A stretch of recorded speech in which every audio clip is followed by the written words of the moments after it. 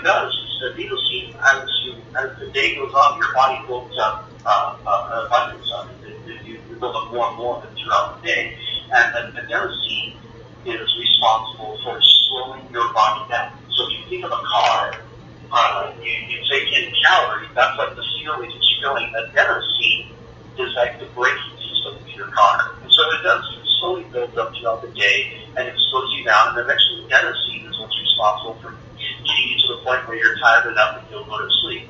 Now, caffeine mimics adenosine in the body, and it binds to the adenosine receptors, but it doesn't give your body the ability to slow down. So in essence, what caffeine does is like driving a car and taking a block of wood and sticking it behind the brake pedal.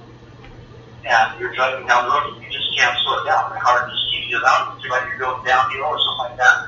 Or you can't even let go because you've eaten this big bowl of pasta, or you have some sort of sugary meal or something. Your body's got lots of energy, but you can't with the braking system. Now your car's just going faster and faster. And that's why when people wake up in the morning, they say, oh, I need to talk to them until I have my first cup of coffee. It's because the caffeine has worn out, and all that abundance of the caffeine that it's built up in the body the day before is now able to fill in those gaps where the caffeine was, and all of a sudden now the braking system is starting to work in the morning when it should have been working last night.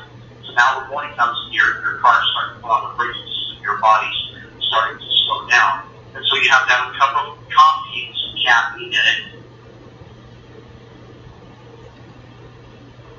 David, you're on a line. Stay with me.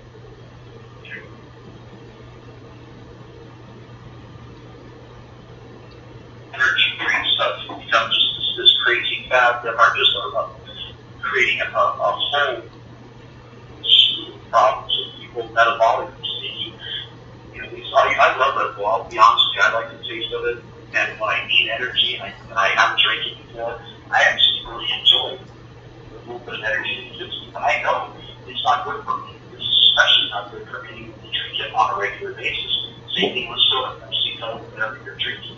Anything with caffeine, because what it does is it inhibits your body to bind to those adenosine molecules in your cells, so that when the day gets to an end, your body can put on those braking systems and slow down and eventually go to sleep. Well, I think I'm kind of lucky. I've never had a Red Bull, so I don't know what kind of effect it would have. I'm guessing it's just super loaded with caffeine.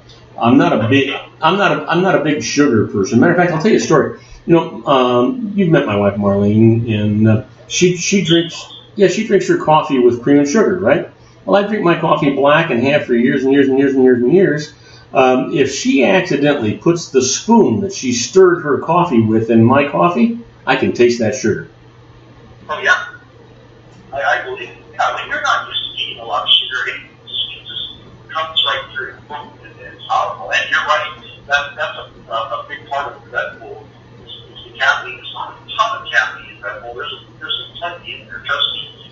But it's not as much as even a cup of coffee.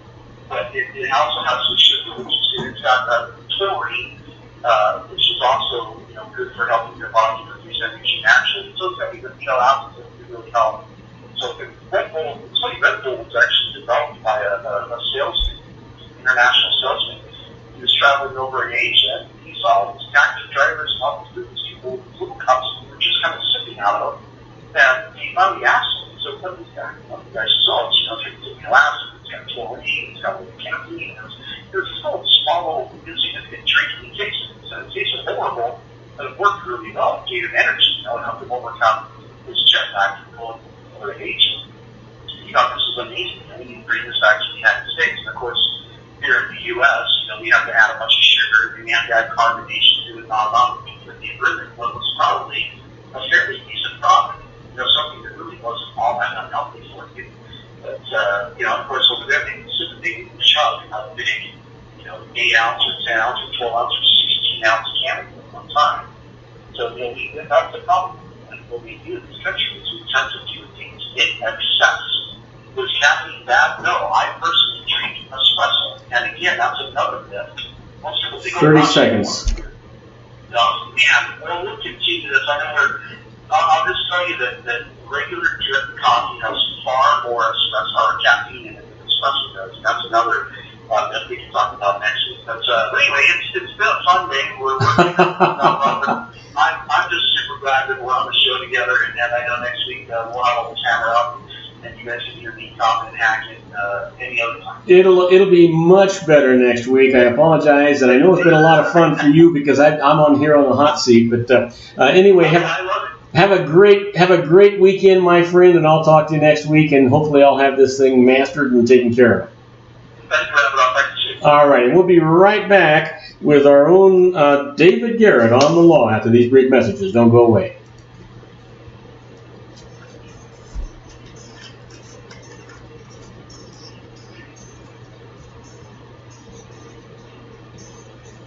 Okay, David, can you hear me? Okay, all you got to do is hang up. Okay. David? Okay. You're gonna have to speak up a little bit because we're having some technical problems. I'm not, for some reason, I can't get the phone call into the system here, so I'm Mickey Mousing it, and so I'm holding my phone up to my microphone, and that's how I'm getting your side of it out. So you're not going to be able to hear anything. I'll let you know when you've got like 30 seconds to give the information out. Is that okay? Okay. And you'll be able to hear me because I'll be using the speaker side of my phone. In the meantime, we've got about a minute and 45 seconds. We're broadcasting to a lot of people, and we've had a lot of foul-ups, but really just on the phone call part. I've hit a couple buttons I wasn't supposed to hit, but basically, when I get off the air, I'm gonna make a couple of phone calls, and I ought to be able to get this thing hopefully what a snafu this has been. Yeah. So anyway, I'm going to put you on the speaker on my phone, and I'm going to put my headphones back on. I'll be able to hear you. You'll know when you're back on because I'll announce you back on, and you'll know when you're back on, and then we'll just kind of wing it. Okay. Okay. Can you hear me okay? Okay, good. So I'm going to just be a little quiet. You'll know when we're back. We'll be back in 45 seconds.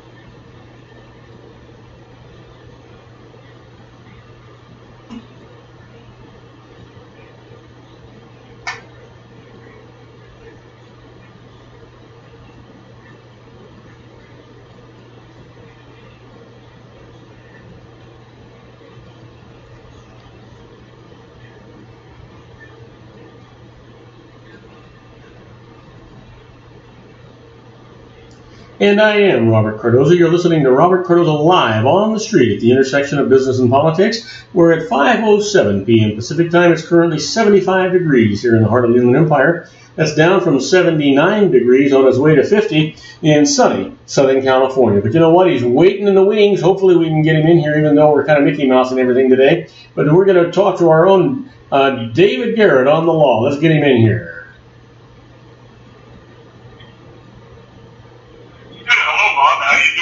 Just one sec, Dave.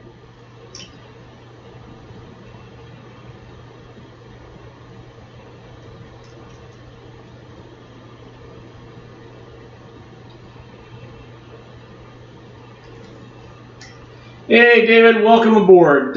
This has been a kind of an unbelievable experience. I've got more equipment going in here than Carter's got liver pills, trying to make this whole system work. But I can tell you that you are reaching out to many more people than we ever have in the past. So I'm excited about that. Hey, listen, I don't know what you're going to talk about today, but I'm anxious to hear what your thoughts are with regard to this North Carolina man. Or South Carolina. Well, that's kind of what I thought we'd go over is Mr. Scott. Yeah. I mean. What a travesty. Oh, jeez. You know, I suppose that barber that took all those videos, we could consider a hero. He takes a picture of a cold-blooded murder, in my opinion. And what was to keep that cop from just making a 90-degree turn to his left and shooting the guy with the camera? Oh, yeah. I mean, he's sitting there blinking away at the guy. Why did he shoot 8 times? Hit before. I wonder where the other 4 bullets went. Well, I heard one grazed his ear, which means that it was, 2 inches from a headshot, right? Yeah. And the way the guy was running away, David, why didn't he shoot him in the leg? I have no idea. I just don't understand this. And he could have walked fast and caught him anyway. The guy wasn't running that well anyway, and I suppose it's because of the effect that the taser had on him. Yeah, I think you're right there. It just seemed like he was just trying to get out of there. Yeah. I didn't understand this at all. It all started over something to do with the rear view, one of the lights. Well, one of the lights on his car weren't operative, right? And he winds up dead. Go figure that one out. That doesn't make any sense at all. No. Before we run on him too much, there's another case kind of similar to this that actually started, started isn't the right word, sets the standard for what police officers use of deadly force is. As I look at this, I found it kind of interesting. It's,